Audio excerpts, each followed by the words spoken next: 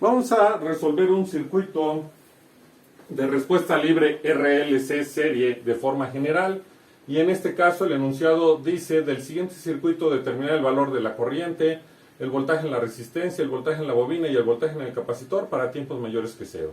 Si el capacitor tiene una carga de V su índice 0 y son volts. Entonces tenemos nuestro circuito eléctrico, se puede ver que tiene un interruptor abierto, aunque no tenemos ninguna fuente de excitación, se nos está indicando en el enunciado que tenemos una carga inicial de un voltaje X, que en este caso es V su índice 0, nos da la polaridad que lleva ese voltaje y tenemos los elementos. Como hay interruptores, tenemos que analizarlo en los tres tiempos, comenzando con tiempos menores que 0, en los cuales habría que calcular las condiciones iniciales, pero en este caso se nos está dando las condiciones iniciales en el enunciado. Por ello establecemos que el voltaje del capacitor en tiempos menores que 0 es igual al voltaje o V su índice 0 que se nos está proporcionando en el enunciado.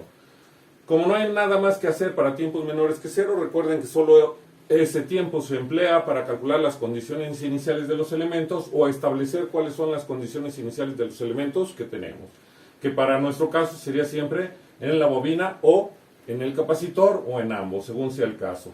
Para tiempos iguales a 0, recuerden que lo que vamos a hacer es modificar la posición del interruptor. Tenemos un interruptor abierto, entonces ese interruptor, que se llama S, se va a cerrar.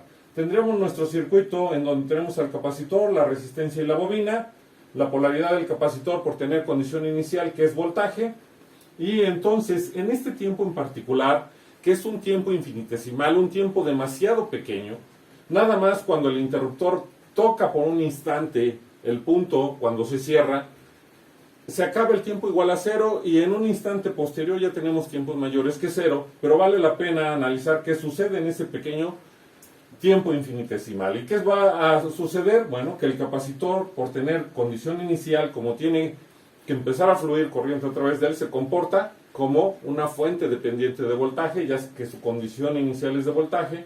Esta fuente de voltaje lleva esta dirección, ya que de acuerdo a la polaridad que se nos estableció es más menos, y ese sería el sentido que llevaría la fuente, ya que aquí tenemos el signo más y aquí el signo menos. La condición inicial de que es el voltaje del capacitor en tiempos menores que 0 va a ser el valor de la fuente dependiente de voltaje.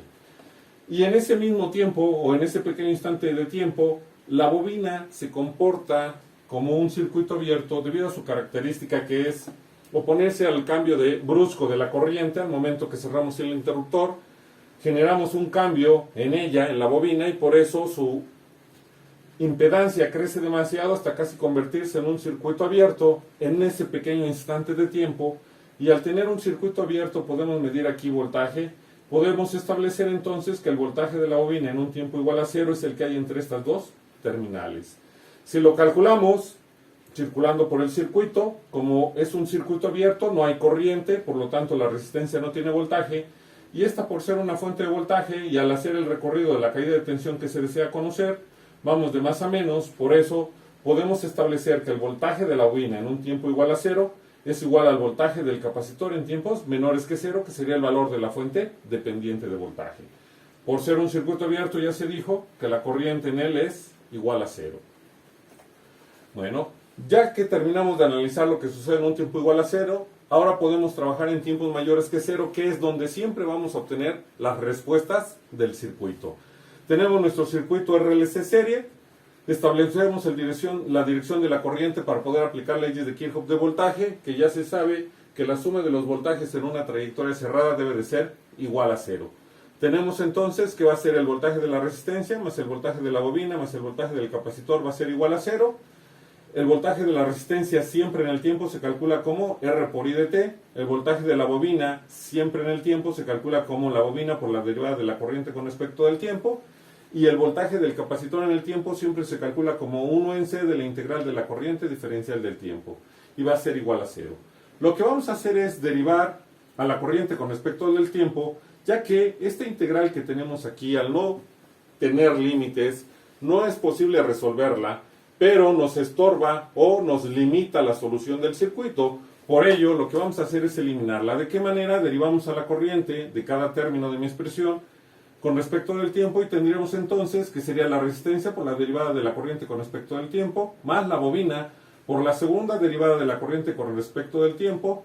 Esto debido a que aquí tenemos que está derivada la corriente con respecto del tiempo, y al volverla a derivar tenemos una segunda derivada, más 1 en c de la integral de la derivada de la corriente con respecto al tiempo, diferencial del tiempo, va a ser igual a 0. Al derivar la corriente con respecto del tiempo, lo que logramos es que la derivada se simplifica con la integral, la diferencial del tiempo que está en el denominador se simplifica con la diferencial del tiempo que está multiplicando, y entonces ya tenemos nuestra ecuación diferencial de segundo orden y homogénea. Ya podemos emplear el método conocido para resolver ecuaciones diferenciales de segundo orden y homogéneas a partir de aquí. Pero a veces, para simplificar la expresión y que sea más fácil trabajar con ella, podemos realizar ciertos pasos de ser necesario. No siempre podríamos ya empezar desde aquí con la solución. Nosotros vamos a simplificarlo un poco más. ¿De qué manera? Vamos a utilizar un operador que para nuestro caso va a ser una D mayúscula, podría ser una X, una Y, una Z, cualquier otra variable. Pero lo importante es establecer que ese operador, que es una D mayúscula en este caso, va a ser igual a la diferencial con respecto del tiempo. Entonces, nuestra ecuación diferencial que tenemos aquí nos quedaría como, ordenando términos de mayor grado a menor grado, la bobina por la segunda derivada de la corriente con respecto del tiempo, recuerden que esta es la diferencial con respecto del tiempo, más la resistencia por la derivada de la corriente con respecto del tiempo, más 1 en c por la corriente va a ser igual a 0. Vamos a simplificar todavía más nuestra ecuación factorizando la corriente y nos quedaría como la bobina por la segunda derivada con respecto del tiempo más la resistencia por la derivada con respecto del tiempo más 1 en c, todo ello multiplicado por la corriente va a ser igual a 0. Para no tener problemas en la solución, vamos a establecer siempre que el coeficiente de la derivada elevada al cuadrado, en este caso que es la de mayor grado, debe de ser 1, y por ello vamos a dividir toda la expresión entre L para poder obtener un coeficiente igual a 1 para la segunda derivada. Al realizar esa operación tenemos que nos quedaría D al cuadrado más R sobre L por D más 1 sobre LC, todo multiplicado por la corriente va a ser igual a 0. Tenemos nuestra ecuación diferencial de segundo orden y homogénea, que es exactamente la misma. Lo que tenemos aquí de ecuación diferencial en la parte de abajo, que le llamamos A, es exactamente la misma expresión que tenemos aquí. La diferencia es que le estamos simplificando de una manera que se vea más simple, aunque estamos realizando la misma ecuación diferencial para resolverla. ¿Qué tenemos o qué sabemos? Que por ser una ecuación diferencial de segundo orden, se van a calcular dos raíces, las cuales determinan el tipo de respuesta que se puede obtener en nuestro caso. Calculando las raíces de la ecuación diferencial A, ya sabemos que por ser una ecuación de segundo orden, vamos a usar la ecuación característica, y nos quedaría D, su índice 1,2, por las dos raíces va a ser igual a menos B, que es R sobre L, más menos la raíz cuadrada de B cuadrada, que sería entonces R cuadrada, L cuadrada, menos 4 por A, que vale 1, por C, que es 1 sobre LC. Por eso nos queda menos 4 sobre LC. Todo entre 2A, A vale 1, sería lo que nos queda. El 2 lo vamos a meter dentro del radical y lo vamos a dejar dividiendo al primer término de la expresión, y nos quedaría como menos R sobre 2L más menos la raíz cuadrada de R cuadrada sobre 4L cuadrada, ya que el 2 al entrar en el radical tiene que entrar elevado al cuadrado y queda en el denominador de la expresión. Menos 1 sobre LC, porque tenemos que el 2 al entrar en el denominador de mi expresión y en el radical es 4, 4 en el numerador y 4 en el denominador, se simplifican y por eso me queda menos 1 entre LC. Podemos establecer que el primer término, que es R sobre 2L, nosotros lo vamos a llamar alfa y va a ser el coeficiente de amortiguamiento. Nuevamente, podríamos usar una variable distinta, pero en este caso le vamos a llamar alfa y sería el coeficiente de amortiguamiento. Tenemos que omega cuadrada, que es igual a 1 sobre LC, es la frecuencia natural del circuito. No puede ser la frecuencia de resonancia, porque la frecuencia de resonancia, si ustedes lo recuerdan, es omega su índice 0 igual a 1 sobre la raíz de LC. Y nosotros dentro del radical no tenemos 1 sobre la raíz de LC, tenemos 1 sobre LC. Si quisiéramos hacer referencia a la frecuencia de resonancia, tendríamos que establecer que sería la frecuencia de resonancia elevada al cuadrado es igual a 1 sobre LC. No sería la frecuencia de resonancia. Por ello, nosotros le estamos llamando frecuencia natural del circuito, que en determinado momento podría ser la frecuencia de resonancia del circuito. ¿Y quién va a ser? Su omega cuadrada. Además, entonces, una vez que establecimos este criterio, la raíz 1 y 2 va a ser igual entonces a menos alfa, más menos alfa cuadrada, menos omega cuadrada. El término que debemos de tener cuidado es el radical, que es alfa cuadrada menos omega cuadrada, y estos dos valores son los que nos van a determinar los diferentes tipos de raíces que podemos obtener en una ecuación de segundo orden.